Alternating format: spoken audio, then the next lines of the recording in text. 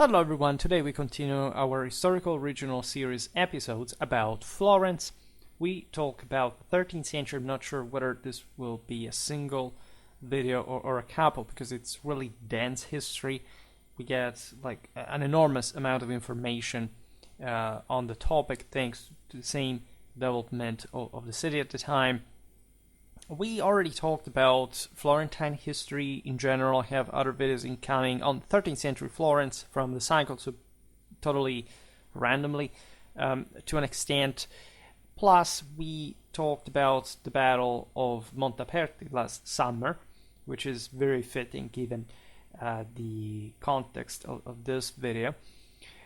We observed in the last episode the Florentine conquest of the of its contado, its comitatus, its district during the 12th century, right? As the Matildine Signory ended, the commune basically forms and starts taking over the feudal possessions in the surrounding space, also beyond the same Florentine district. We made some sort of broader political and territorial points about that specific context. We don't have to repeat ourselves, but the ferocious wars waged by the commune on the nobility of the countryside that refused to urbanize and therefore to become Florentine citizen, and instead hoped to be co-opted by the intermittently present imperial power. The 12th and 13th centuries witness a lot still of that universal presence and ambition.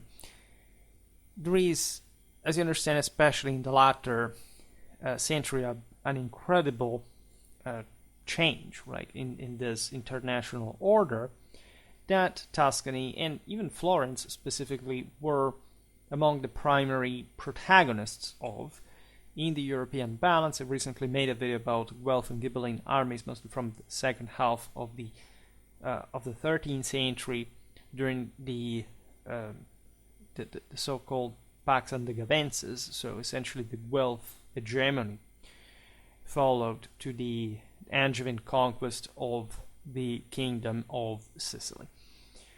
From Florence, we start in of course in a much more local, but up to a certain point, still sense, following those clashes that opposed the commune to the rural aristocracy.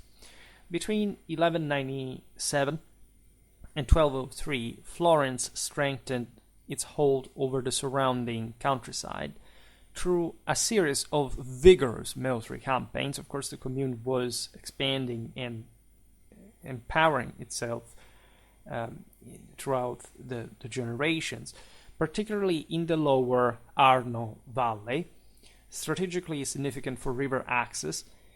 This connects Florence to the sea. At the end of the Arno, there is Pisa, that is traditionally Ghibelline power that opposed, in fact, Florentine expansion. And in the Elsa Valley, that was crucial, if you remember, for the control of the French road, the Via Francigena. That was basically what, especially like the continental, let's say, Tuscan powers are battling over, namely Florence and Siena the most, but there are lots of other communes that are involved in this, plus, in fact, all the international actors that need the same passage over this highway for connecting themselves, in fact, from northern Italy to Rome. In 1202, after years of siege, finally, the city of Semifonte was captured. This center had been a major stronghold of the Alberti family that, as you remember, was a comital lineage that was in fact incarnated in that higher nobiliary, feudal, and anti-communal, anti-republican dimension that received, in fact, quite heavy blow from this loss. Semifonte was reduced to rubble. In fact, it doesn't quite exist anymore. There's just essentially some ruins And the Florentines imposed at that point a ban on reconstruction either, right?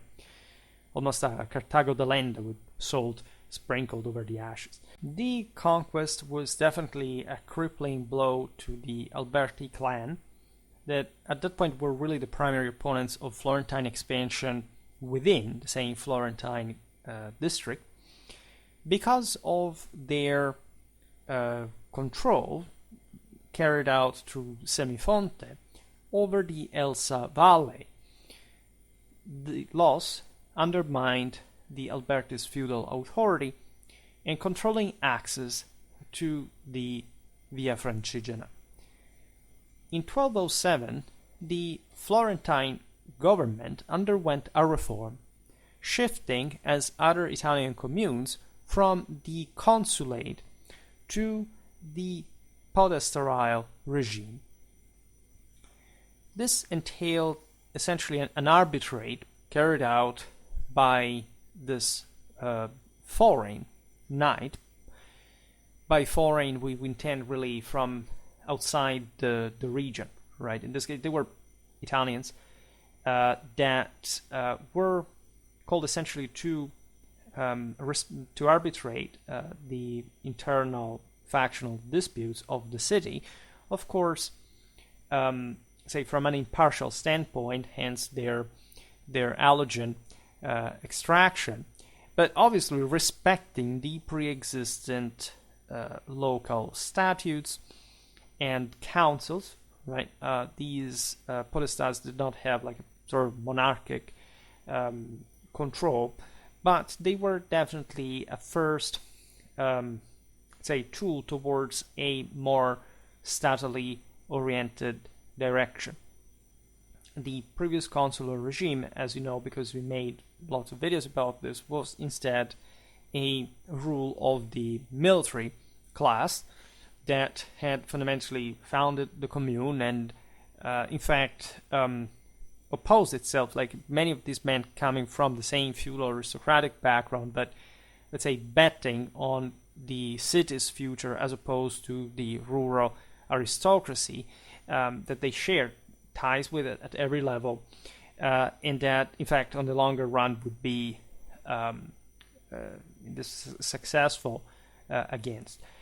This knightly class was considered too violent, unruly, and factional, right, and fragmented to provide the ascending commune with that political cohesion that would have necessarily stemmed, in fact, from the cooptation of individuals of lower status, not really poor individuals, but many rising, for example, from the third estate, from the rising guilds. This will be essentially the theme in Florentine history later on, because the priori eventually were essentially established from mostly this guild system, together with, in fact, the same knightly class that was not ousted. On the contrary, it remained as the guarantee of order, etc., but not before after having been disciplined by the rise of the same popolo that we will see better in detail. Right? We're talking not just the most humble. At this time, actually, yes, the guilds were sort of less organized, less oligarchic, so you can see properly the third estate. Remember that here there is a citizenry that is truly considered, in that what I stress very much, like for the Italian communes, like freemen in arms that owned for this reason some degree of nobility, even if they really came from some commoner's background. Then there were all the non-citizens that made a great part of the population, at least living in the city suburbs, that work for these people. So when we talk about the popolo, it's not like the fourth estate rabble, if not in an instrumental sense, like they weren't represented in the way we intend. And actually the same popolo had its own militas, knights, and all these connections, vertical, horizontal alike, were extremely permeable, right, extremely fluid, so that even for the partes dichotomy, the clash between the Guelphs and the Ghibellines, you can characterize, yes, tendentially the Ghibellines as a sort of, you'll see it today or whenever we finish this chapter as a feudal reaction of some sort, but still within a citizen reality. Noblemen that were heavily urbanized and felt very much like to be Florentines themselves, and some sort of more third estate, like mercantile dimension that had also, however, its knights, its forces, and that sort of backed mostly the interests of the commune in a republican direction. Right. This is the dichotomy we'll see today. Now, the first Florentine podestà was Gualfredotto from Milan. Right, that's an example of a foreigner from Lombardy. Candidates for the podestal position were required to possess noble lineage, military skills, and legal expertise, right, which effectively limited eligibility to the offspring of aristocratic families. Basically, all Italian communes exchanged this in podestas, very often establishing like a generational connection between these men's families and, in fact, the rule of specific cities. So there was a twinning between podestal families from a given city. In fact, the communal rule, like the communal office post, they would have adopted in a given city, even from father to son in the generation. What the podestà was called to do, mostly, again, having, you understand here, these were noblemen, knights, but also legal experts. This is really typical of the highly civilized and literate communal Italy. However, it is true that essentially the local councils and saying constitutions provided with sort of the legal, juridical matter that was, of course, known also by local lawyers and other experts and functionaries, whereas the podestà would evolve ever more towards a military direction. Essentially, he had to command the communal army, right, having a single guy under whom all these elements that we described within the Florentine, but the general communal world, had to fight, right, without sort of imbalances within. Naturally, everything was incredibly nuanced, but this institution emerged essentially to provide with that minimal sort of consensus on whom you had to obey, especially in times of war, that usually brought also the various factions, clans, estates, and partes, as they were called, together. We will see it abundantly now. So in practice, it was rather a small oligarchic council and a collegiate body comprising the captains of the arts, siding with this system and already starting to affirm its communal centrality next to the rule of the greater nobiliar military clans. Right. By the first half of the 13th century, the Florentine guild system was thus fully organized. This had been the force that had put also in the city streets like a check to the otherwise uncountered preeminence of the nobiliar aristocracy of the same commune, and making their case felt, right, and bringing to this podestal institution innovation, which again happens more or less in the same period across all the Italian communes in central and northern Italy. Naturally, this system took on the characteristics of a constitution, right? The 13th century is the moment in which we can speak of city-states proper, because even though this mostly happens from the mid-13th century onwards, we're not looking just as a coalition, again, of different estates, groups, and communities, etc., but something tending towards properly a unitary government. This is really absent in the rest of European communal history, and distinguishes, in fact, the Italian cities, if anything, for the disproportionate level of development that they achieved. In spite of this reform, Florence, of course, experienced ongoing struggles among diverse factions, which the commune sought to represent as well, offering this, this space for political expression, culminating in the Guelph Ghibelline divide introduced to Florence in 1215. I made a video about this topic, especially the legion of how in Florence this division had occurred. Of course, this was rooted in historical animosities that, as we've seen also in other videos about Italian communities, always like from the local to the provincial to the regional to the national to the international, like it's that heavily layered. So it's never just one of the bunch. It's like all the bunch together, organized into what we know, of course, this concerted partisan conflict with ties to those smaller or larger scale dynamics. The future of Florence, intertwined with the beginnings of its autonomy under the Marquess rule, right, in Matilda's times, hinged, as we've seen since that point, on the fortunes of the Guelph movement.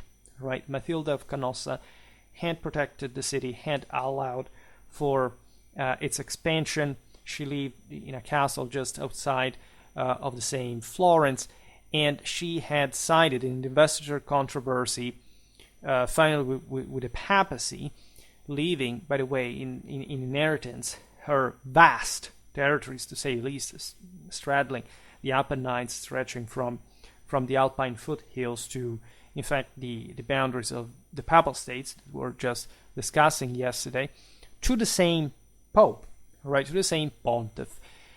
Florence, at that point, had basically carved itself the space which was to expand against Ghibelline rivals in the surroundings that, for different reasons, backed the emperor, either because they felt threatened as smaller centers by the bigger Florence, or because, like in the case of Pisa, that maritime republic would play more the card of imperial support, given that the Germanic rulers were willing to give a lot of autonomy privileges to these centers just to have, from their continental perspective, an opening to the sea that Florence also desperately wanted. So this broader issues, and especially the Guelph sentiment of the commune by majority, ultimately sought to establish a popular constitution in opposition to the reactive forces of Ghibelline feudalism, while asserting Florence's hegemony against rival cities that would align with the imperial interest. This change is important because, again, you can, of course, highlight these broader tendencies, but you cannot say that Florence, like other Italian communes, is either just Ghibelline or Guelph. There are some cities that are almost basically always from one side or the other. Others that change. And Florence, as big as it is, has so many different groups that will turn it into a battlefield. And actually, as we've seen in the last video, like by the end of the 12th century, the real tip of the scale for the control of Tuscany, that as a whole was, in fact, one of, especially at this point, like not just one of the most strategic regions in Europe, because again of the connection between Lombardy and so the Italic crown to Rome, and so the imperial crown, but because of the literal boom that these fresher, younger Tuscan communes, say compared to the Lombard ones, are witnessing, right? And that will be accelerated further by the triumph of the Guelph party eventually, but not before, in fact, major bloodshed, as we have already seen and we'll keep seeing today. And so, yes, there is a Ghibelline Florence at some point, and the internal estates, the various factions are never quite okay. So, just if you're a popular, you must be wealth, or like what we would ideally think a popular, like, again, a commoner. No, that's not the medieval stereotype that most people really have. We're talking about, again, heavily hierarchical and stratified groups that basically rival with one another, but with still a very important degree of homogeneity. They were the same people. They were the same Florentines. All right, it's just like saying, I don't know, where you're from the left or the right, or something similar, at least, because it was much more traditional concept in nature. Moreover, the pursuit of a unified goal often reconciling the two phases of struggle, providing clarity to the Guelphs, right, in the Florentine case, any misstep threatened to bring their internal adversaries closer to external foes, pushing dissenters towards ranks of the enemy, whether from Siena, Pisa, or Arezzo. So this is also a very universal dynamic within, especially the Italian communes. We documented it also for the 14th century. The perennial infight, and therefore the production of exiles that would take refuge not just in the rival cities held by different regimes, but still, like, within the same Florentine or any other countryside, being supported, being subsidized by those powers. And so basically a perennial struggle that also is highlighted by the incredible level of military activity that these, for example, apparently more popular Republican regimes actually carry out. If we look at in comparison, like at the end of the 13th century, the Florentine army to the Milanese one, very different systems to a degree, but again, from a military point of view, they're basically providing the same. At some point, Florence is even more military active than a giant like Milan. So every region has its own dynamics. There are so many things in common, but everything must be calibrated at also from year to year, from commune to commune. Throughout the 13th century, Florence reached its zenith. Although it found itself distanced from the Francigena road, it established new connections through a genuine boom in transportation, driven by the allure of its burgeoning economic market and the security provided by the countryside that had been brought under control through military actions, right? Pacifying the district, securing the communications, patrolling the countryside, having this capacity of striking against any nest of any hotbed of resistance. We're talking about major, again, expeditions of the communal army aimed at devastating the enemy crops, besieging the irreducible strongholds, and acting in an intimidatory way against any kind of resistance that would be, as we just said, continuously carried out, nevertheless. During this period, we witnessed the true rise of a new estate in the communal government that are the wealthy merchants, right? We began forming marital alliances with the ancient aristocracy, combining opulence and sophistication with extensive economic power of their enterprises, ultimately referred to as the grandi, that is the great ones in Italian, or the magnati, which means instead the magnates, the latter especially acquiring, the latter name acquiring a derogatory meaning over time, because these individuals were seen as the potential threat to the communal government that, in fact, risked at some point turning to some sort of monarchy of seigneur. As you know, Florence will, throughout the later Middle Ages, rise the banner of republicanism and some kind of sort of more liberal government compared again to the allegedly tyrannical Milan, or at least the term tyrant at the time was still used without that negative semantics we attribute to it, lordships and so on. De facto, again, also the Florentines would do that later on.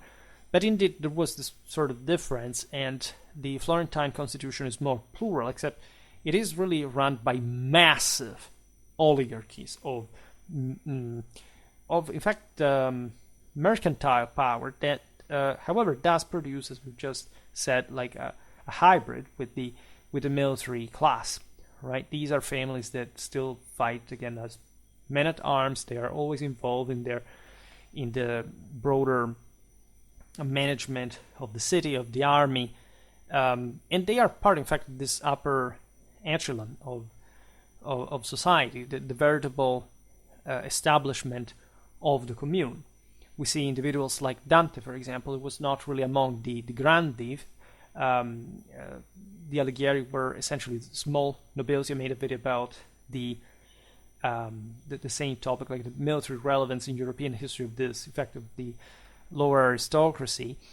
And that's a case of somebody who practiced, like in Dante's family, like money lending, like different activities, diversified, but they also had a knightly training. They fought as feditori, as the breakers, the spearhead of the Florentine cavalry, decisively cavalry-led formations next to the numerical bulk of very good and specialized and quite effective infantry as well. But you understand here how everything is more seigneurial and knightly than the story of the mercantile republics that, in my opinion, is a very poor way of categorizing like the Italian communes in a broader picture. I think that city-states is much more, it's a much better definition, as much as regional states later on, and stressing that specific level of power concentration, because these are not, again, you can't talk about mercantile republics, especially when you look at, I don't know, the Flemish communes that do not have the statal constitution, are truly run by the third estate as bourgeois guilds, also limited reach, for example, than the massive Italian firms and and in fact clients of the time that are in turn ruled actually by a Count of Flanders, that is part of the traditional feudal aristocracy that still rules the land. Italy is a completely different world, and in fact much more advanced ones at basically every level of civil development. And what I always say is that inexplicably we still sort of fixate with that idea of the let's say North Sea sort of commercial activity, when we do not fully realize how, even when you call the Italians mercantile republics, you're actually appreciating veritable states in the full political and territorial sense of the term, with massive military power, a transcontinental banking capacity.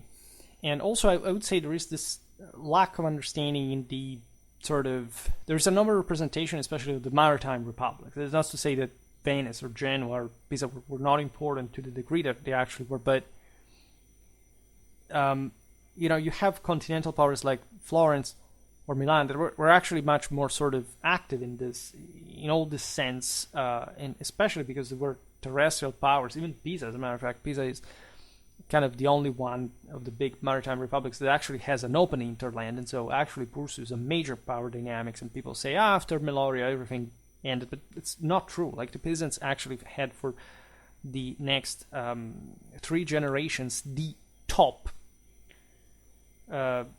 quality communal armies in Italy, and scored a striking amount of success, notably against Florence. We will see it better, especially in the video about the 14th century, but aside from the fact that I already made a couple of videos about Pisa specifically in that guise, we must realize that in order to teach medieval history, either we enforce the foundation of this scholar understanding of the actual political relevance of fact the communities we're discussing, or there is no way to understand medieval history whatsoever, right? It's despicable how these topics have been treated in pop culture in the last 10 years. Just making a simple search on YouTube will clarify your ideas. And it's the festival of cliches about every medieval history, or the complete, like, right, rejection, like, of any other topic that is not part of that plethora of misconceptions, right, that are just posted because the creators hope to get more views on the ignorance of people, fundamentally. The city is increasing in size quite fast. Florence hadn't started actually as the largest city in Tuscany in the previous centuries, but rose pretty quickly again as the consequence of this later medieval Tuscan urbanization. I mean, these were heavily urbanized areas since Roman times, or even before, if you think about the Etruscans. But they arrived in this late medieval context, like later than Lombardy, right? And they did so, however, in part more homogeneously from city to city, and in fact, more quickly. So allowing, if you wonder where does that republicanism stem from, it's exactly this, right? That more people had greater chance to become wealthy, right? And so for this riches to be more evenly distributed, and the political picture being sort of more republican, in fact, than other parts of Italy, right? This was, so the more republican part of Italy would inform still Tuscan politics up to the contemporary era. Think about the most innovative, progressive reforms under the Habsburgs of Tuscany in the 19th century. So there is really a lot going on behind this. The entire Florentine Renaissance and humanism that inspired and informed the rest of Europe and so on. But here we are at the beginning of this, right? You have, like it's typical for medieval cities, brusque demographic increase not being the consequence of more population, but immigration. Like lots of people arriving from the countryside, including many skilled immigrants with resources and a strong entrepreneurial spirit, who essentially would work for the citizens, mostly inhabiting the suburbs outside the city walls. But these people are becoming so many and so precious for the local, manpower and labor force that further rings of walls will be established to protect them and expanding the city further. And you see this very well in Florentine archaeology, but it's typical again of pretty much all communal Italy. And by the way, preparing a video on the actual city walls, right, of these massive cities that you do not see anymore, because later, like, there is the same trace italienne during the Renaissance. There is a general update of technology, but remember that these cities were all heavily fortified with, again, an infrastructure that was not second to none for city defense in Europe. And so never be fooled in this sense by what you see also in the more contemporary, sort of more modern secular parts of Europe, because the fact that there are castles in places that sort of remain more like up to the Middle Ages until the 19th century does not actually equate to a greater medieval civilization having occurred there. And these factors influence people's perception. We must be aware, unfortunately, of all of this. Where do you want to set, like, one of the most famous video games is about to come out? I don't play video games, unfortunately, anymore, because it means I don't have much free time anymore. But Medieval Bohemia, it's fine, perfectly fine, especially if it is the 14th century, I hope, because that Bohemia was really the heart of medieval Europe. But then the message is passed that, medieval Europe is just, this kind of more... actually, here, finally, we have something that is not always 15th century England or Burgundy, because that's apparently like the only set of any, especially fictional context, etc. But still, there is this sense of more sort of machistic outlook. We have actual medieval halls and walls still, so we are actually the ones who own the Middle Ages in landscapes, in tourism. And you may want to actually understand European history a bit more of a comprehensive and especially accurate way. Now, as we were pointing out before, with this great demographic and economic expansion, there would naturally be a significant demand for low-cost labor, which in terms of individual capacity, yes, these people were skilled, considering the high level of, sort of industrial activity for medieval standards, that especially, in fact, in these, that will turn essentially into textile production centers. In Europe, this is typical. In fact, Flanders, central northern Italy, and that were also very interconnected for the same reason in many ways, to have lots of people working at these machineries and adding to the overall large-scale production of these commodities. Thus, the aforementioned large numbers of workers came into the city, many of whom found no accommodation inside. The inner part of the city was the towered one, the fortified one, the castle-like one. And so that's how the aforementioned impoverished neighborhoods, known as borghi, densely populated areas surrounding the city gates, were settled. To support these disadvantaged individuals, same period, the mendicant orders that had been just established by the papacy in the successful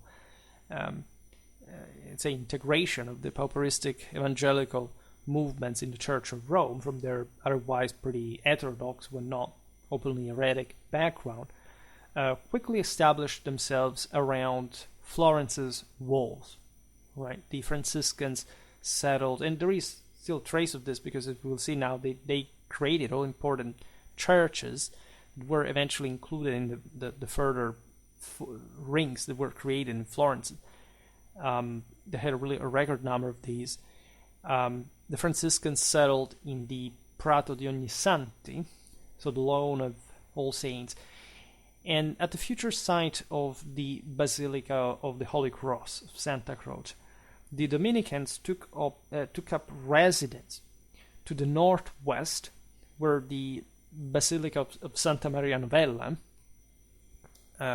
would later be built. We are in 1219 in this case. The Silvestrines, because there are all different orders, aside from the more famous Franciscans and Dominicans, occupied the space in Cafaggio near the future Church of St. Mark, close to the Servites, yet another order by whom the Basilica of the Santissima Annunziata would be built. Then you have the Umiliati. I made a video about this group. The Umiliated were part of this surgery groups and settled in Florence near All Saints Square. Then the Carmelites and the Augustinians found their homes in the Oltrarno neighborhoods, the other side of the Arno River in the east, at the Church of Carmine and the Basilica of the Holy Ghost, respectively. This led to a new urban layout defined by churches that gradually expanded and transformed into basilicas, each accompanied by a square arranged radially around the city walls that, again, would be further extended. It's a bit like also the palaces of the great magnates, etc. You find them all sort of encastonated in the urban fabric, this very heavily 13th, 14th century, very bulky stone, like massive, building-like Florentine architecture that really highlights the overwhelming economic, financial explosion of the city in the 14th century. Before the crisis, remember, Florence is the richest city in the entire globe, right? Essentially, the level of prosperity of Antonine Rome was reached by Florence in this period again. We talked about the Mendicant orders, and of course these went in parallel, had come in parallel or even after the emergence of heretical doctrines that really, as we've seen also in the previous centuries, since the time of Matilda of Canossa, infested during, in fact, the emergence of these heterodox groups as, say, bringers of reformistic instances at the time of the Gregorians, etc. These new ideas that were really pernicious, unregulated, and thank God, like the Roman Church established its monarchy to successfully hold the system, with cooperating with the major lay authorities.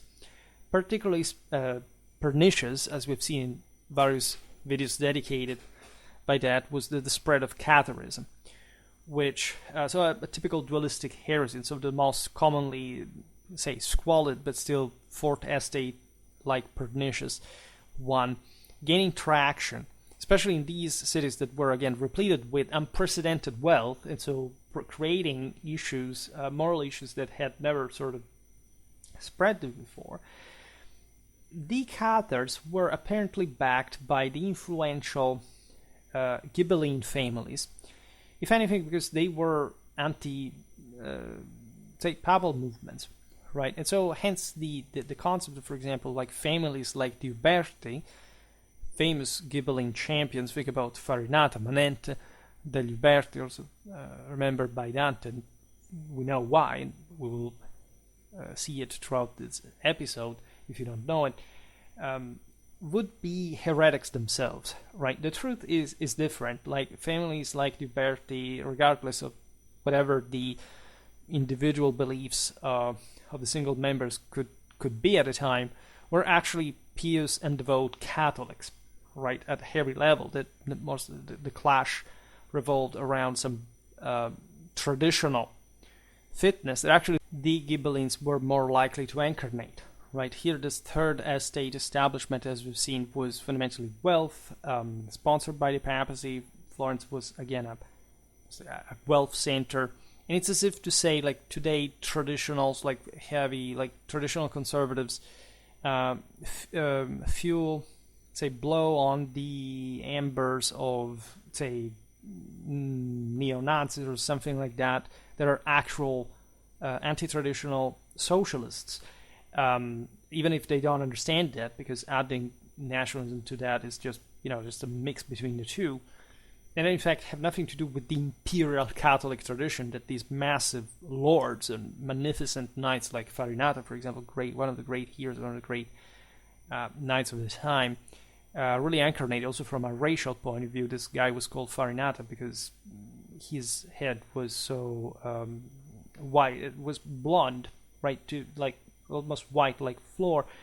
There was an incredibly genetic attention to these things. These great noble lineages were all very much proud of their ancestry. Many of them dated to, in fact, the Franco-Lombard times, also with various German injections along the way, also because of their connection with the feudal order, right, of the Holy Roman Empire. Remember, this is Kingdom of Italy, Holy Roman Empire. Like Tuscany is fully within that, regardless of what the church said about, especially southern Tuscany, that it was more like a Sienese problem than a Florentine one.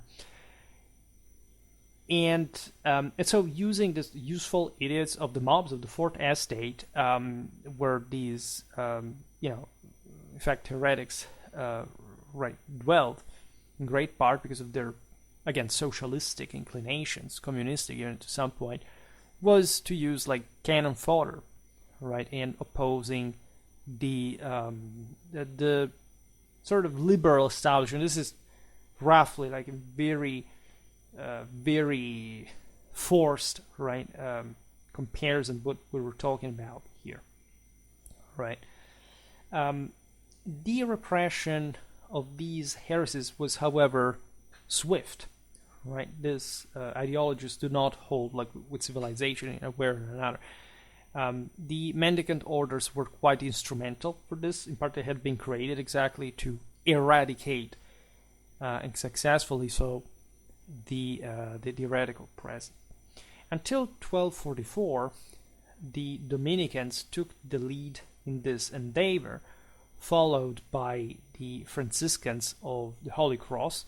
A column in front of the church of Santa Felicita commemorates still the key event of a clash between the two factions involving the Dominican Inquisitor Peter from Verona, who was sent to Florence by the Pope to combat heresy.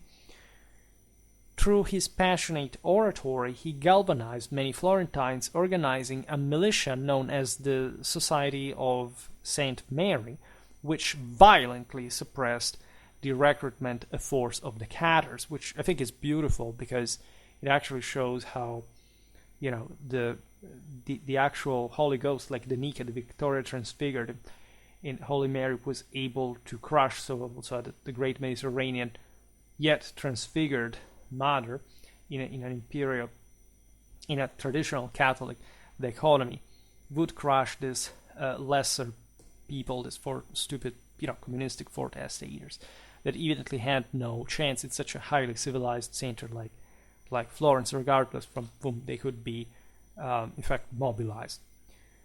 There is an alignment of, in fact, the two main partes, like the Guelphs and the Ghibellines, among the magnate classes, because, of course, there was an establishment to maintain. And of course, primarily among them, this was undoubtedly influenced by local motivations independent of any direct involvement from the citizenry in the reasons behind the revived conflict between the empire and the papacy, showing, as I was saying before, that of course being Guelph or Ghibelline was not like a matter of political fate, as some self-styled traditionalists that have read the mystical fascists of the 20th century but have not studied the actual medieval history think that this was actually like. Also because there wasn't, for example, a specifically Guelph doctrine, right? There was, if anything, a political battling and an investiture controversy that would drag on even after Worms regarding the prerogatives of both powers, revolving around the fact that, as I explained yesterday in the video about the Papal States, it was not much about the powers absolutely like countering one another as institutions, right? But only those who held the office, because the sense was that the two universal authorities could not exist without one another, and they realized it officially, formally, publicly. And in fact, they were quite successful with one another together. I mean, the repression of heresy was one of those fields, like no, late, or even in Germany, in other places, like there was ever, okay, so since we are temporarily against the Pope, for political reasons, obviously half of the country was for one side or another, we will now, turn heretic just to make a damage to them. Like, this is a completely mentally disturbed idea that I don't even want to think anybody believes when studying medieval history. The point being, of course, that there was only a traditional Catholic idea revolving around, okay, you want to be emperor, so you want to take over the world, you want to be God yourself, you need to have somebody checking and balancing you, because if you are essentially expanding your force, but you're actually weakening the system, so you're not actually managing to transfigure the world into divinity, but actually just, claim to extend some kind of autocracy, like it could be in the Byzantine Empire, for example, and Islamic powers that didn't even have a priesthood proper. Like, we're going to block you, because the measure by which that is successful is the one that you fall short of world domination, which is actually your duty. So, like the Pope was okay about this, and that's also the reason why there was a papal state that could make the same papacy say, we even have power. Right? Boniface VIII would even claim to be Caesar himself. So, indeed, I think we don't have to descend on the obvious reality. Like, if these people had territories and armies and they could launch them against one another, some of the largest armies of the time, I think, pontificates like the ones of John the 22nd, where's the emperor in all that? So it's not a criticism towards the imperial institution at all. It is just a matter of fact that these powers exist and somebody should do something about it. But if they exist, it's only because there is divine power smiling upon them, and not like in a dualistic gnostic heresy, the idea that there is a power of evil and a power of good. It's the idea that there is a power of evil outside of God. It's a heresy in itself. It's properly the first hallmark of anti-imperial Catholic religion, right? It's the first admission of superstition and personal inferiority that you can make. And in fact, it is incredibly frequent among lesser people of the Fourth Estate, exactly for the same reasons that you can imagine, like why things like communism or socialism exist. In any case, there still was, of course, an allegiance to the two main universal powers from the side of these groups. Right? They would marry to one another in Florence. They would share their power in many ways, and we'll see now also how, in fact, anecdotally and mythologically, almost like the divide between Guelph and Ghibellines is. I made an entire video about this, like the killing of the young Buondelmonte, as the explanation of how these factions had been born. We're still in a sort of mythical time, like we are well habituated by Dante, by Villani, by Compagni later, like the overwhelmingly most advanced historiography in the world at the time that tells us like the story, like we start learning history in a sort of much more critically and sort of well-informed fashion. But the actual establishment at this point was much more Spartan and knightly and brutal. In fact, Dante was quite, as a nobleman himself, was quite romantic about this period, and the still was really convinced of the primacy of arms over any other endeavor. Naturally, Dante was a sort of great man all round. People forget the fact that he was an actual knight himself, but of the true kind, just like basically all the great authors, poets, etc. of the same Tuscany in the 13th century. We decided just to pick, this is the Marxist fault after World War II, just to pick the literary side of the story that was run in the university, in fact, by leftists, and not highlighting that these were old knights believing in the imperial Catholic tradition. And so in the Roman tradition, they thought to be fully in the wake of in the Holy Roman Empire. So all this was, of course, perturbed by the factional dynamics of external interference in the broader context of the universal conflict, which, of course, superficially masked the diverse communal histories at play. The decisive events of the story, marked by alternating victories for the Ghibellines and Guelphs, were likely responses to abrupt shifts in the general situation. Between periods of upheaval, as we will learn, Florentine history records a decade-long span of Guelph dominance, which also saw increased citizen participation in governance under a new constitutional framework that chroniclers refer to as the establishment of the Primo Popolo, or Popolo Vecchio, that respectively mean the first people, the first popolo, probably because that's the historiographically accurate term in English as well, and the old people, the old popolo. Because there were different reforms of this popolo and how and who could be part of it, and this becomes essentially the age of popular government. In some Italian communes you have the popolo taking over. This is typical of Tuscany. In fact, in Lombardy you never find this. If not, there is the Republic of St. Ambrose in the 15th century. It's just an exception that confirms the rule. It's nothing like it's in between heavy monarchic lordships. It was just like sort of an accident along the path. And this is incredibly relevant because you say, but who were the other elements? Well, the other elements were, again, the knightly nobility, as we've seen, the magnates, if you want to use this Tuscan terminology, that sort of was ingrained in source of the broader Italian historiography, because again Florence is so central, and so this extends in other way. But say in the Venetian sources you do not find the same term, in the Lombard ones either, and so on.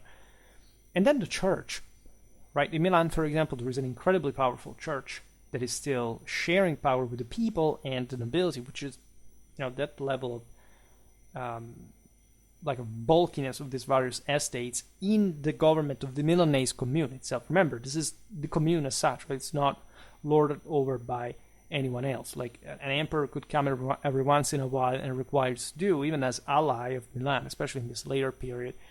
Not yet, because here it's still the age of Frederick II, but these are, as I said before, real states, and that's what we start calling them like that, because they really had a unitarily communal government. So in Tuscany, as we said before, this lower estates had instead a brusque rise that sort of in part overwhelmed, castigated, ostracized, restrained the nobiliar power. And the ecclesiastical one was never, let's say at least in this case, because this was also generally frequent in Italian communes, that a bishop was fundamentally subjugated by the commune itself, and that actually had expanded. We've seen it in the case of Florence within, in fact, the comitatus as the comital district of the bishop that had been entrusted with it, properly the comital faculties since the Ottonian times, or even the Carolingian ones back in the day. All things we have already seen and deeply contributed to the development of the communes. Yes, this popolo is tendentially more wealth, but it's not always the case. Like you find, for example, that at some point on top of this popular government, you have, through the podestà, evolving a sort of lord, even when it was consensually elected, and in fact with a specific term, the so-called signory, popolo signory, right? Pisa was the most successful case, in parallel with the top military efficiency of the time since the end of the 13th century. It was a Ghibelline government, right? So you can't say that popolo equates to Guelphism. Never make this kind of dichotomy. I mean, tendentially you can say that that's the case, but it's not. It's largely not the case in many contexts, right? So you can't even say approximately, or this is just an exception here and there. No, right? Now, it's been suggested that the division into Guelphs and Ghibellines in Florence began with the killing of the young Buondelmonte. This was one of these, nobiliar clans, which marked the Florentine Easter of 1215. And this blood event was primarily a schism among the nobility that gets mythologized. There's the story. This is started from jealousy and marriage, almost like a Romeo and Juliet kind of Montecchi and Capuletti rivalry. It's actually very plausible and possibly even accurate, except it doesn't have much to do with the mere, say, the foundation of the Guelph and Ghibelline opposition in Florence that would have stemmed from so many, as we've seen, also centuries old by now, divisions. Right. This remember always that when we say Guelph and Ghibelline, of course we refer to the also just through the same Italianate term that was taken on by the entire historiography. In fact, to these specific factional struggles starting from essentially 13th century Italy, and even more particularly Tuscany. Right. So they're not reflective of the ongoing struggle between the empire and the church. The ambiguity of this relation since ever, and also later on, right? So here it's as if the Florentines had begun to anecdotize, because this is of course some information that we get from very famous Florentine authors later in time, but also that we're pretty close to generationally to these events, to remember to say that that's how it kind of began. Right, then, as I said before, we're not in a time in history in which we get like the full picture of the story, right? So easily outlined of what really happened. But these clashes between the nobiliar factions were really at the order of the day. This had been the same reason you are here legendarily in 1215, so pretty close actually to the establishment of the podestà regime that was called, in fact, to put an end mostly to these mob-like, kind of mafia-like bloodsheds like that engulfed the freaking city with major urban battles and disrupted the trade activities, the thing. And so that's where you see the popolo that is mounting up, because they say, okay, you damage us to this degree because you think you're just in charge, because you're noblemen and you can do whatever you want. Remember that in the city streets, infantry punches hard. You have to meet us on foot in your house towers, admittedly, but yes, in a much more relentless struggle than, say, just a few cavalry charges in open field. Remember, the most fascinating thing of this aspect is that these people went literally side to side into battle against other communes, right? And this is very typical of the Senate. There is a broader sense of being Florentine or even Tuscan or Italian, for example, especially when you compare yourself with the rest of the world. But there is always an internal division when you are into the smaller, like within the city gates. In this case, there are these universes that seem to be counterposed with one another. So it's an incredibly beautiful vision of how hierarchical and organic that this entire clash really was. When you get the mechanism, it's it's as if like the gates of heaven opened in terms of historical understanding. So when one examines the political actions of the two parts, right, it becomes evident that that's how they were called, the partes, Guelph and Ghibelline. It's evident that the Ghibellines still represented a feudal reaction against the progress of the commune. Remember, especially if you count the earlier in time, the truer this is.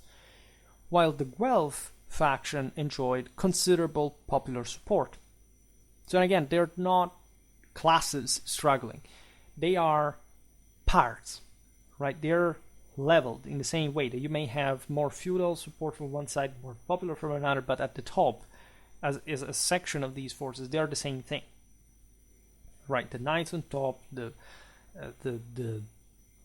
also the mercantile cavalry, and then the commoner infantry, like the citizen infantry, and then people that can be called from the countryside, like the feudal rustics, the communal peasants, right? So that's also how the army is composed at the end of the day, and they're basically, again, the same people.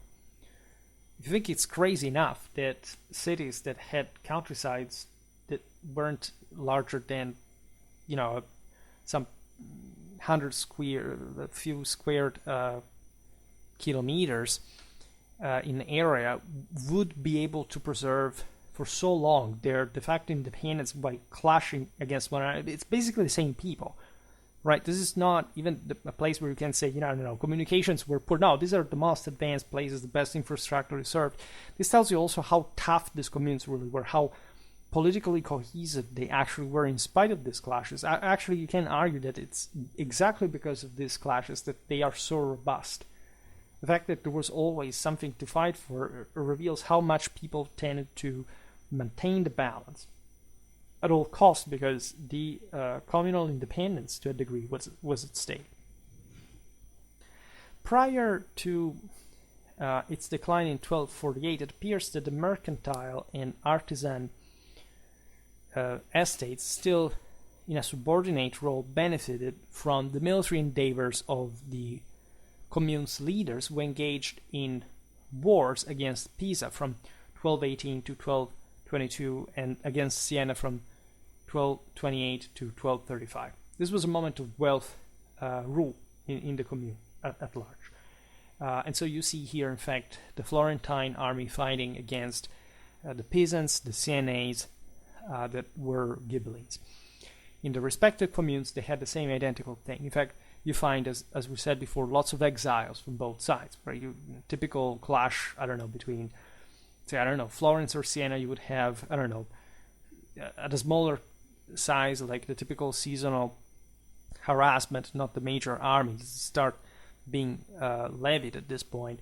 Hundreds of knights, composed of mostly, again, the city's the cities ones, the cities militas, plus the ones from the other cities that were from their side. Florence, in this case, was Guelph. You had the Guelphs Ghibellines from their side. And conversely, you had, we mentioned Farinata before. He would be among in Siena, right, fighting as a Ghibelline Florentine in the Sienese ranks against the Guelph compatriots, fellow citizens at Montaperti.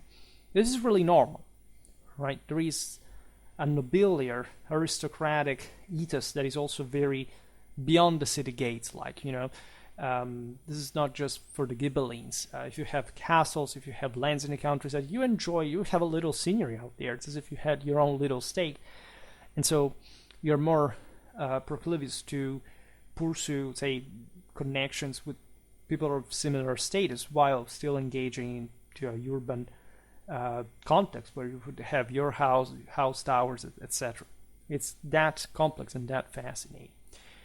So it was during this period of Guelph preeminence, we will see what happens in 1248 to put an end to that. It had begun in 1224 that these, we're talking the merchants, the artisans, began to exert greater influence over the voting power in public councils. Right? It all worked by clienteles, but essentially you have this element growing in relevance. Also in the army, you have stronger infantries, more numerous ones, that are, of course, represented by people of higher status that count in the councils and get more voting rights in that sense, in a representational fashion. And so they're felt. They start affirming themselves. They're mostly backing the Guelph power. Not only, but mostly. The first notable clashes, however, arose when Frederick II of Hohenstaufen, that was, as you know, mainly involved against the Lombards, but that now, was fighting really against the Guelphs, let's say, in the entire peninsula, decided to send his illegitimate son, Frederick of Antioch, that was podestà of Florence since 1246, to the city to support the Ghibelline faction. Now, this dynamic is really fascinating. Of course, the Stupor Mundi cared deeply about the Florentine alignment, and he thought, well, in a moment of upper hand, let's say, to send his illegitimate son as man of noble blood, as a podestà. Right? This is really normal. Even later on, Charles of Anjou, for example, would become podestà of Florence during the Guelph hegemony, right? So this guy would arrive with his retinue. These were, again, the top European feudality, to the city to support the Ghibelline faction, give strength and sort of tilting the political balance in favor of the Ghibellines.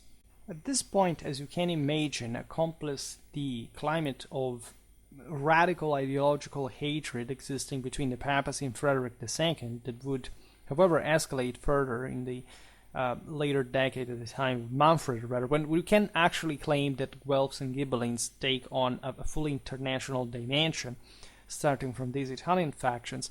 The Florentine Guelph propaganda, and not just the one of Florence, of course, effectively intertwined the fight against the aforementioned heretics, such as the Catars, with the struggle against the Ghibellines that now were present in the city.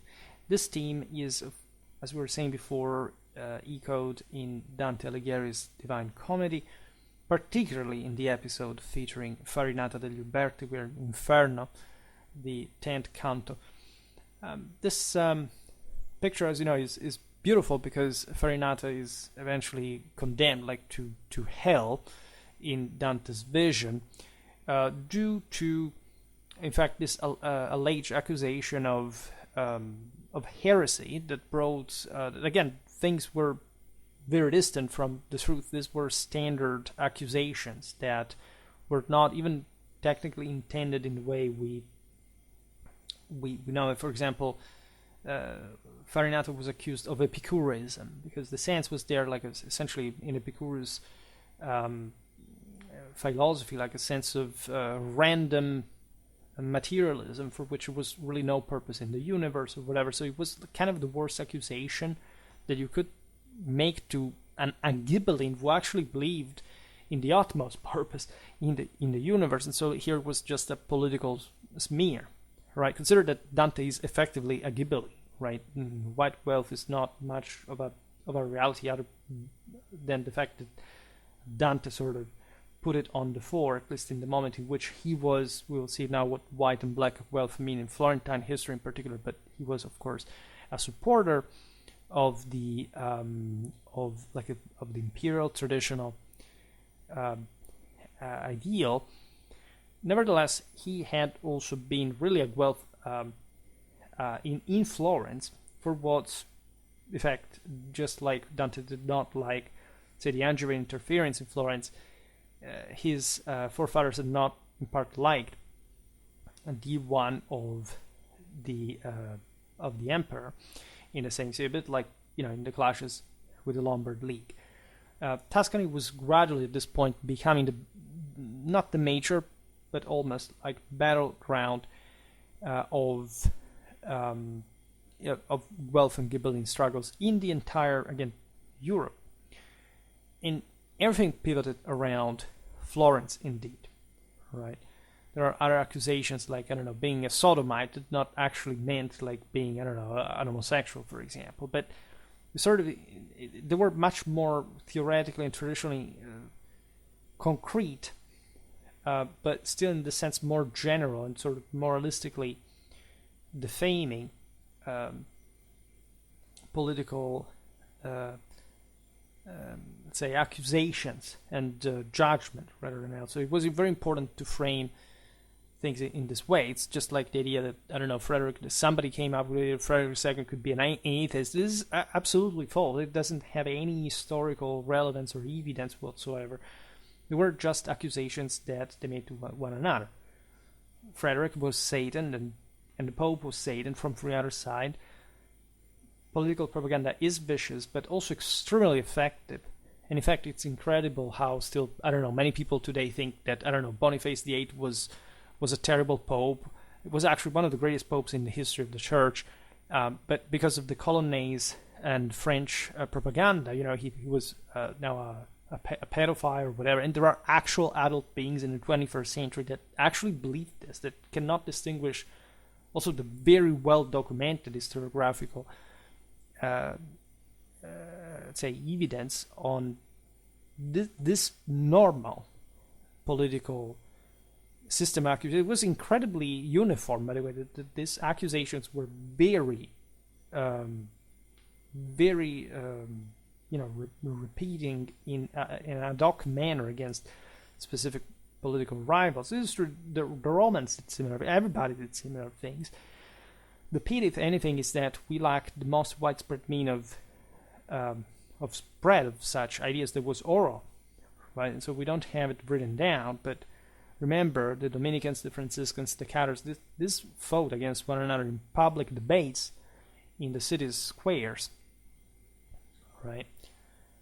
Naturally, what was happening in these decades was incredibly violent, and it may seem striking that Florence was actually starting to escalate as a major civilization, but this is exactly the point of it all, that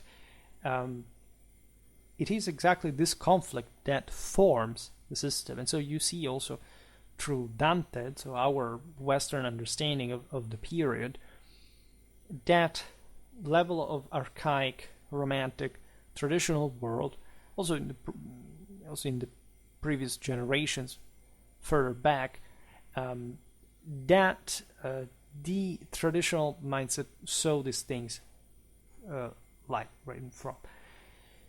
There is in 1244 the aforementioned Peter from Verona inspiring part of the population by calling for political and social reforms. As we've seen, this preacher had been sent by the Pope to essentially normalize the situation in Florence, also from an ideological point of view. In response, the Ghibelline government institutionalized the arts and appointed representatives of the emerging Third Estate alongside the podestà. This was a way to win over parts of these emerging estates to the Ghibelline cause in a very instrumental way, as we just pointed out that the class division had little to do with the tip of the balance. Frederick of Antioch, by the way, ruled in Florence with an iron fist, quelling a Guelph insurrection attempt in 1248 with vigor. This is what really brought to temporary end of the Guelph, of this first Guelph hegemony. Following his father's intentions, Frederick aimed to place the city firmly under imperial control, needless to say. After some initial resistance, the Guelphs were even expelled. Remember the praxis here. Some houses would be robbed or demolished, and these people had to seek refuge in other cities, and in part it would be maintained by all these clienterly connections, again, that surpassed the city walls. And this is when the Ghibellines, especially the Uberti family, took control. Meanwhile, exiled Guelphs retreated to the countryside, where they retained their wealth, prestige, and connections with the papal curia. The Uberti were trying to turn Florence again into a imperially controlled city within a feudal hierarchical framework. Of course, they were citizens of Florence, so it was enough, especially for Frederick II and his son, to control the city, not to turn it into some feudal estates rather than an actual city. It was quite prestigious in that sense. Remember that the clashes between Guelphs and Ghibellines at the time of Frederick II are much more transformistic than the ones at the time of Frederick's grandfather Barbarossa, as by now, like the same Frederick lived in Sicily or in Apulia, and was a much sort of more intertwined sense of what this communal civilization could do for the empire itself. And so the most important thing here was, if anything, co-opt to hegemonize. It is true that Frederick, however, had, as we've seen here also through his son in Florence, a very iron-fisted and actually very cruel mask with the Italian Guelphs, specifically against the communes. Right, this is something that sparked some perplexity even among the Ghibellines of Lombardy, that told him, look, you can't basically wear your grandfather's mask of basically complete intolerance, because you can't win people over otherwise. And that's when things began to change a little. We saw this especially in the case of Ezzelino da Romano. We made a video about this early signori in the Po Valley. That, however, still underscores a remarkable sense of, say, repressive intention from the side of the empire. They couldn't quite curb, again, communal civilization, but they thought that in a way or another they could reinstall enough feudal capacity in the countryside to basically counter the communes and create some sort of balance. I don't even know how they thought they could achieve that, but it was in fact a much more sophisticated game than we realized. It was, if anything, maintaining the balance and getting the upper hand. That was really enough. And of course they knew much better than us how to achieve that. Like, we were just guessing from the distance. The Ghibelline government, at least this first phase of the Ghibelline government, comes to an abrupt end starting from September the 21st, 1250, when the Florentine army gets defeated in a Guelph ambush at Filline in the Arno Valley. A month later, an uprising in the city led by the Popolo expelled Frederick II and the powerful families that supported him. This alliance between the common people and the Guelphs bore significant fruit in 1250, as the Guelph victory symbolized not just a triumph for their faction, but also victory for the populace, infusing their expansionist politics with renewed vigor. this marked the beginning of the prosperous era known as the Popolo Vecchio or Primo Popolo that we were talking about before. There will be, as you know, another Ghibelline period after Montaperti, but I think that today we will stop to the mid 13th century, because I think that the rest, there is also a very intense part, the second half of the 13th century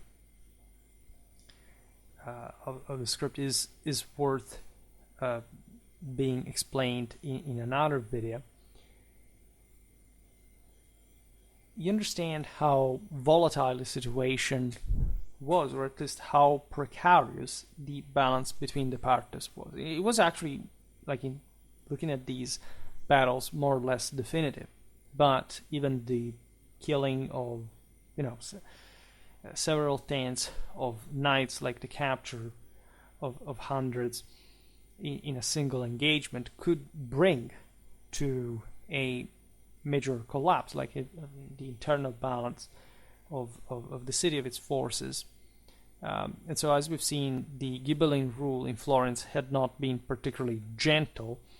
If anything, was aiming at repressing those same communal, if you want, institutions, because at least, as we've seen, like the original establishment had been substantiated mostly by these emerging mercantile guilds in alliance with the magnates, and so essentially wanting to bring Florence under imperial control, equated like also to dismantlement of such institutions, such establishment. And given that, as we've seen, most of the people supported that, of course, with the decisive moral majority, was very well distributed among the Florentine citizenry.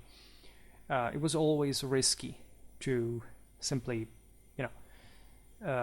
press it too much, and so there was an equilibrism that eventually the Ghibellines paid for in this context. And in fact, this leads to 10 years of renewed Guelph rule. Throughout this following decade, Florence engaged in new wars with Pisa, Siena, and Pistoia. Pistoia is in the northwest of Florence. It's a smaller commune compared like to the others around, but remember that still like the full maturity of like the bigger Florence we know later had not quite been reached. So each one of these communes was actually very very important, and you couldn't say that Florence had sort of won even a partial hegemony on Tuscany. In fact, it would take a long time before that would even happen. In any case, you see also the Pistoia has a similar Guelph Ghibelline switch, while Pisa and Siena do not really have. Pisa is Ghibelline, Siena will have later, but not before. In fact, the Guelph hegemony would be restored after yet another period of Ghibelline rule, also induced by the Sienese victory at Montaperti over the same Florence. You understand that, as we've seen also in many other occasions, it's not like the people do not want war. This is just a psychosis that 20 and 21st centuries fourth estaters, at least in the second half of the 20th century, 21st, really have made up to comfort their pathetic human insecurity and incapacity. Of course, all the great hallmarks of civilizations are hailed by a very convinced popular support towards expansion, right? Successful wars that bring to a new order, a more effective one, unitly, if the clash is successful. And these communes like battle against one another routinely. And they are vicious clashes. Very often about these, like we do not more than, I don't know, 400 knights and 2,000 infantrymen went on, say, the Sienese district and raided and took that castle and then came back. And this gets repeated over and over again from all sides throughout the chronicles. But just imagine, like the effort, how active these just within the same Tuscany, all the forces gather how much they could be. Again, we've seen in the video about Monteperti, you could gather 50,000 men, both sides, all together. I mean, and people say, well, where do you find such large forces? Just in Tuscany? Well, largely yes. So even when you think about the size of medieval armies, especially communal Italy is a very good indicator of how wrong the notion that they were, again, small, this really was. I was shocked by looking at heat war games, let's say army organization data. They don't even show any of this. And thinking how many people read that stuff and make also YouTube videos on it, on the general data. No wonder people have no idea about this period. It's utterly insane. In any case, this is also a good example that real historiography actually knows instead. I mean, authors like Grillo, Contamine, other relevant scholars in the field have realized that Italy was essentially the most bellicose country of the year. The largest amount of forces were routinely invested in war. There are growing forces as well, right? Now, let's briefly focus on the reforms in the internal political system that occurred between 1250, or at least the 40s and the 50s of the 13th century. So the institutions established in Florence during this period mirrored, as we've seen from the chronology, the situation created by the Ghibellines between 1244 and 46, resulting in a dual system. On one side, the commune led by the podestà and two councils. On the other, the popolo, represented by a captain, usually a foreigner like the podestà, in fact mirroring that institution, who was supported by two additional councils. The one of the elders, made up of 12 members elected from the 20 military companies, and thus based on territorial representation. This is the army, really. And the council of 24 arts consuls, right? And these people are also like demonic, right? It's incredibly interesting to observe the rise of the Florentine popolo, because it's also one of basically the most important in communal Italy and the best documented. As far as their paramilitary, but not properly military capacity was concerned. These are the years in which, for example, the famed Italian pavese that would eventually spread all over Europe is appearing, apparently in Florence, around properly the Guelph edges. Even though, of course, this is not just like a political thing. It was more like a technical development. Also, the type of shield that was not really that innovative or anything special, like people would like to point out, like any shield at a time. Like there aren't also many ways to make a shield. I'm writing something about the pavesman and in this era, and I think it's an incredibly interesting topic, also one that has never been fully investigated historiographically. Nevertheless, what is really fascinating here is how combative the paramilitary popolo formations within the city really are, because the popolo manifests fundamentally like this. There is a communal army where, as we've seen, everybody participates during the expeditions.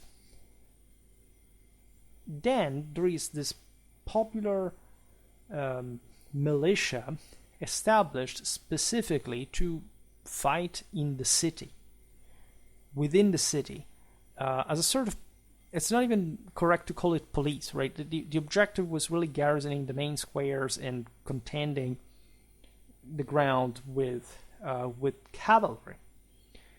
That, yes, did also charge, like there was enough space at some point to do so in these places. In fact, so during the squares engagements, there were chains that the defenders placed to prevent cavalry to charge into. In fact, they had to literally dismount. It would be targeted at short range with quarrels. It was a pretty nasty and brutal thing.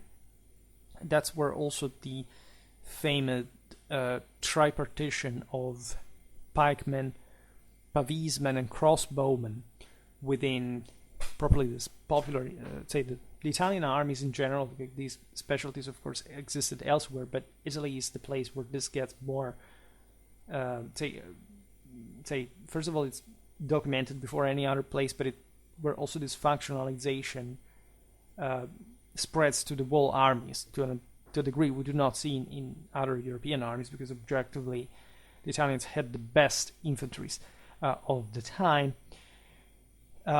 So there is in that the mirror of also the technical capacities, the craftsmanship, we talked just the other day about Milanese armor that is a bit apparel in that sort of defensive gear, but it's basically pretty homogeneous all over central northern Italy, top-notch arms and armor production. The wealth of the communal infantries it's utterly insane, just like also the one of the knights, but again, the popular development is greater here in a sort of republican sense than all over Europe, and that's why you have also the best infantries in this regard. And the captain of the people is basically a guy that doesn't even respect the order represented by the podestà, because they thought that the popolo was somehow more vulnerable than, of course, the magnates, and that's actually correct up to a certain point, at least until we've seen how the Ghibellines had tried to take over them as a feudal force, feudally backed force at least, to reduce these prerogatives. And so in order to resist and to even take over for good the popolo that will remain the regime in Florence later on, develops these paramilitary forces that are quite good, right? They have to be equipped with double-handed axes, with pikes, with pavises, with crossbows. We do not exactly know what sort of interaction existed between these forces in the battlefield. Like, there is the notion that, again, they were all crammed into the first lines, simply, I don't know, having a crossbowman behind this pavis camping table kind of protections and the pikeman next to him. No, there is no evidence whatsoever that that's how the thing worked. It's all mostly like wishful thinking, and I'm actually invested in studying this because we have, as you know, pavises elsewhere. Like there were this that's shield, for example, the pavis, the Lithuanian pavis types that even predate, like I don't know, the Mongols arrive at the gates of Germany. Frederick II says to provide with these fixed shields that, however, would have been used in the sieges, but are not yet the pavises that we understand existing at this point. For example, among these troops, whereas used also by Marines, by the Neapolitan ones, for example, and they are not the later pavises. They were much narrower and taller of the later period, for which also we have extensive archaeological evidence. These early pavises were something very different, and actually, if you look at the sizes, much more functional to veritable shield walls in open field, considering that later on, in a couple of generations, you have the fully formed, sometimes wings of up to 5,000 men. Not even in the Renaissance you have such a level of collective training, especially at the communal level. Per wing, like siding the cavalry on the battlefield, the various battle lines. It's like the late communal Italian armies are utterly insane.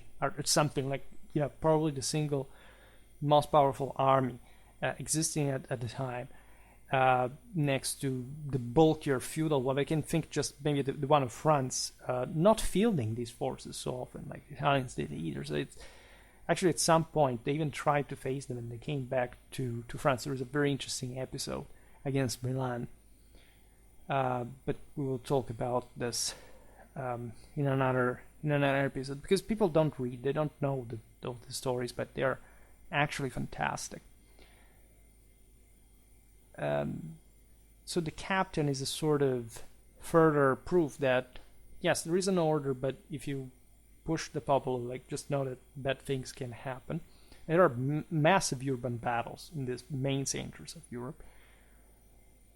The captain of the Popolo and the Council of Elders held thus executive power and legislative initiative, but any proposed laws had to still be approved by the two councils at the podestà.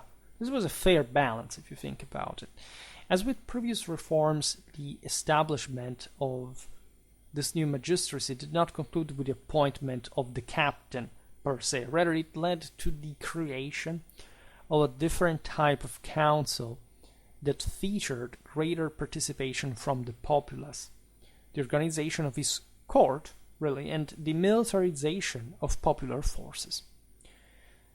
The division within the commune manifested as two distinct entities: the larger commune, led by the podestà, and the commune of the people, led by the captain. While the former claimed to represent the entire communal society within this framework, the people distinguished themselves and countered the traditional organization with their own, hence the popolo, right? And hence you can't speak of a popolo regime because there is a commune within which there is the popolo, and then there are, say, the magnates. And so during the consular regime, for example, like it was fundamentally what would have been later called the magnates that ruled, right? But still, and this is where we're talking again about states, there is a commune. There are some institutions now that are essentially recognizing all these communities, or better, properly, these communities are establishing these common institutions to recognize one another. This is why this political and social formula is so successful, and you see this also in the military, at the military level, because this was an increasingly compact and statal system, right? Especially the Popolo Signory later on, and we will see it better for the beginning of the 14th century, is like the most refined, most perfect and effective system that properly blends, also from a military point of view, as we were saying before, those cavalry lines with, the wings of the infantrymen fully aligned, something incredible, like by military, by collective training. That, again, huge armies. You don't see this size, even in the early modern period to some extent. And so it's, again, we are really in the face of the great medieval civilization peak, as I like to remember often in my videos, and there is a reason why we talk about Florence as the center of. Just imagine how relevant this is for the later humanism or the Renaissance. What do you do when you go to visit Florence? Of course, you go to the Uffizi, you visit, Michelangelo's dad. You have this sense of great art, right, and great architectonic beauty, and so something merely, okay, this is a jewel city or something, but consider why. Look at the palace of the Signory, look at the Bargello.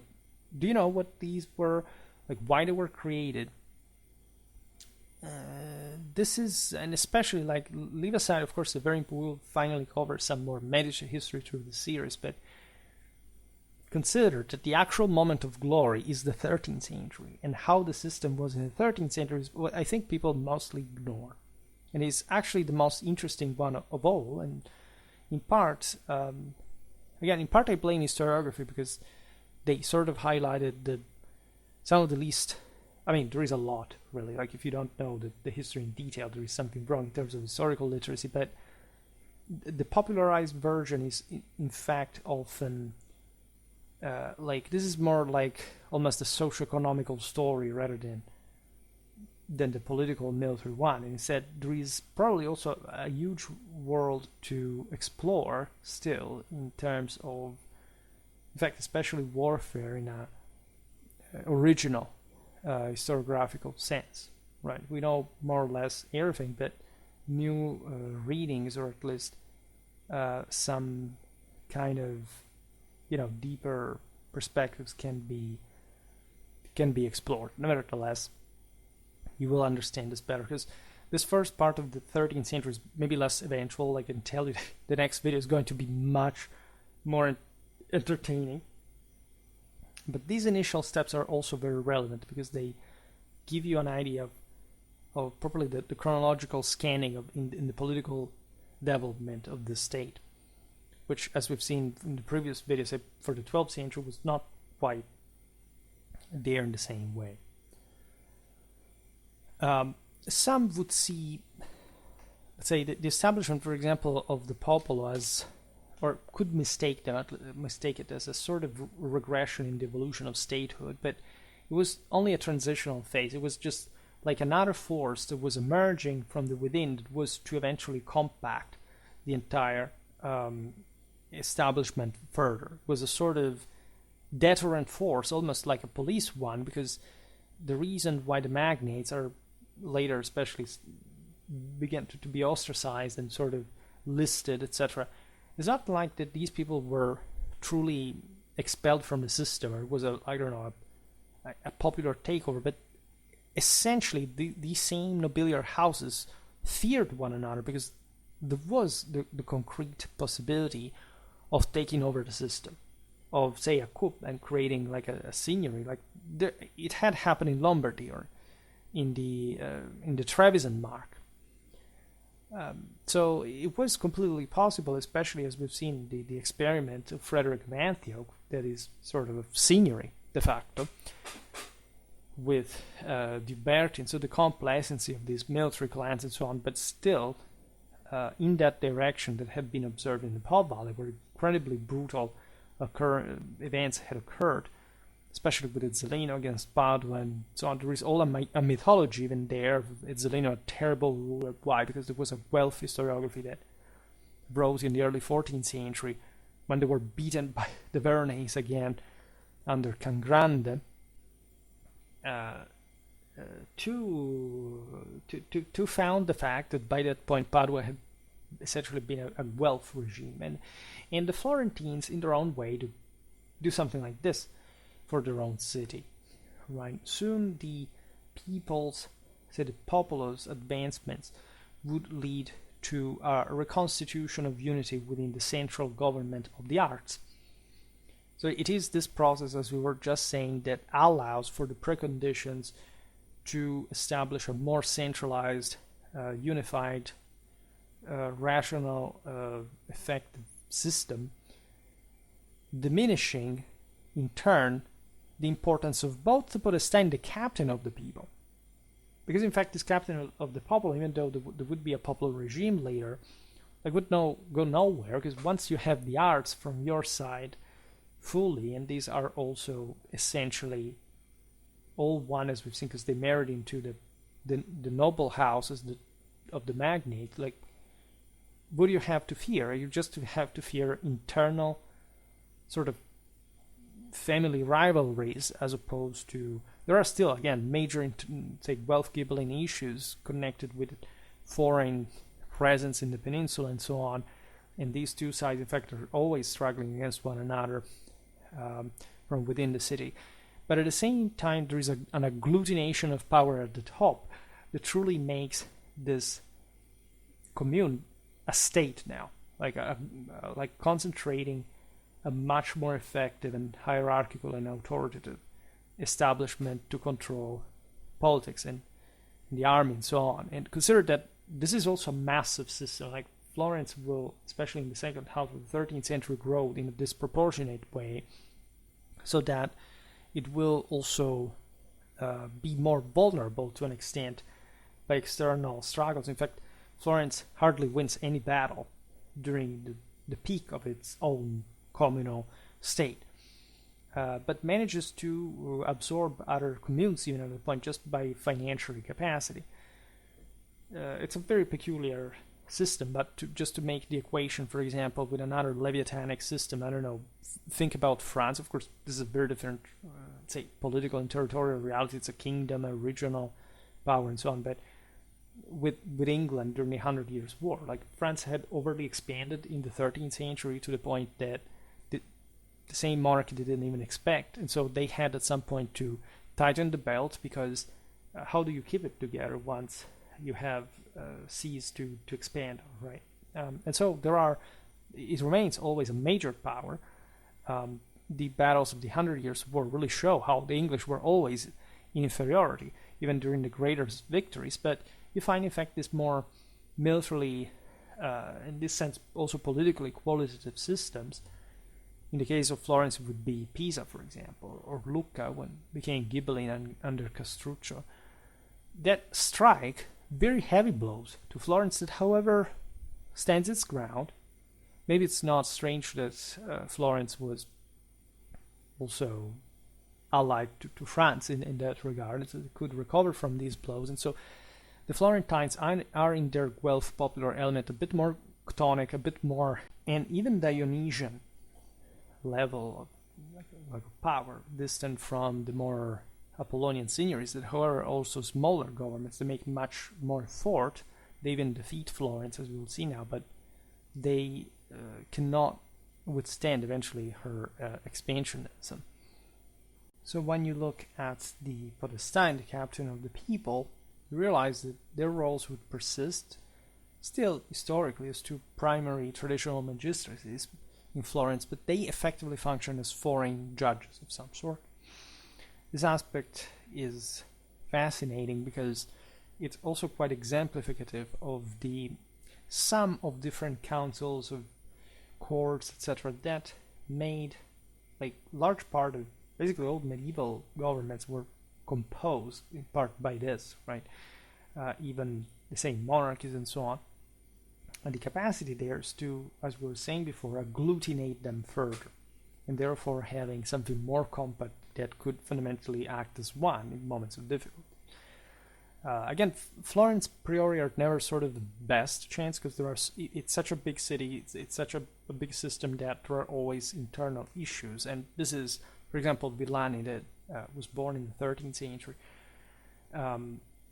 is a famous chronicler that, as you know, like, died also during the mid 14th century of Black Death. An excellent historian. He found basically that modern history is starting from, in fact, the later Middle Ages into the Renaissance, tells us quite clearly that basically the defeats of Florence in open field against the other Tuscan cities that also will fall one by one later on, but only much later on, are due not much to a lack of power, but because of this internal division, which does not help, of course, in any political military context. Before this reconfiguration could happen, however, the captaincy of the people was interrupted at a point as well. It was also kind of normal. There wasn't such level of fixed or permanent idea of an institution, especially of this kind, because they were emerging spontaneously, right? And often, as we've seen in this case, against the establishment, right? So the constitution of the first popolo ultimately collapsed, right? And this decline was foreshadowed by a brief resurgence of Ghibellinism by Manfred's support, but for that we have to enter in the 50s after Frederick II's death, the 60s as well, and this is something we will see in another video because 13th century Florence is that dense and relevant, and especially the second half requires a very big attention. Very well, so for today we stop it here. I just hope that you enjoyed this video. If you did, please share it, otherwise leave a like or subscribe to my channel if you're interested in my upcoming content. As always, I thank you heartily for listening to me. I wish you a nice time and see you next time. Bye.